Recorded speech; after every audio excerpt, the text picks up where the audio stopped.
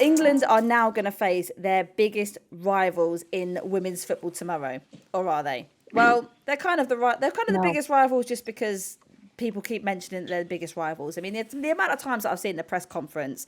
But yeah, I mean, what are your kind of biggest concerns about this matchup, Rach? Like, what are you kind of like a little bit worried about?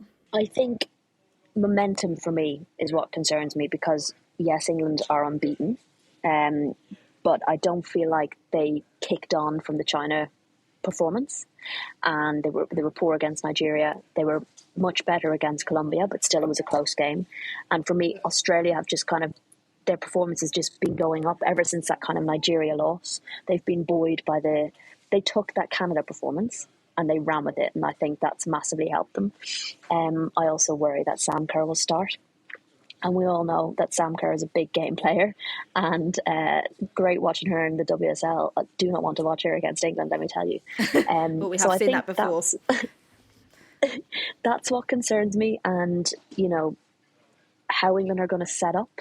I think they'll probably set up like they did against Colombia.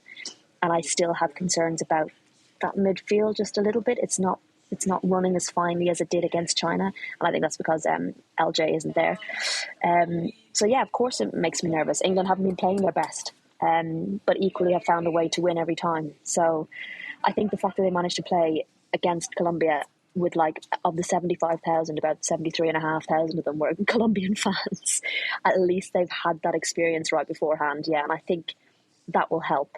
But like Australia look frightening, and they've really kind of, it's the same thing that happened with England. That fan support has given them so much energy. And we saw England get through a scrapey quarterfinal in the Euros against Spain, and what that delight did to them. How they had this massive like emotional high of getting through against Spain in extra time. And what they did in the next game, absolutely smashed Sweden 4-0. And that's what worries me about Australia. They've just had this big emotional high. How is that going to impact their next performance? Will they kind of come down and suddenly have to deal with a difficult England side, or will it be something that kind of really buoys them? So that's what makes me a little bit nervous. Well, big old Tone in his press conference was kind of channeling like inner salon vibes, kind of giving it quite poetic rhetoric. Very much so, like people are like, oh, the pressure's on you, you're the host country, like all your fans are watching, like it's going to be history for your team. And he was like, actually, we turned the pressure into something that supports and lifts and guides us. And I was like, Tone, Oh, beautiful. this is not the kind of sentiment that the English journalists lead right now. So if you could pipe down about this, that'd be great.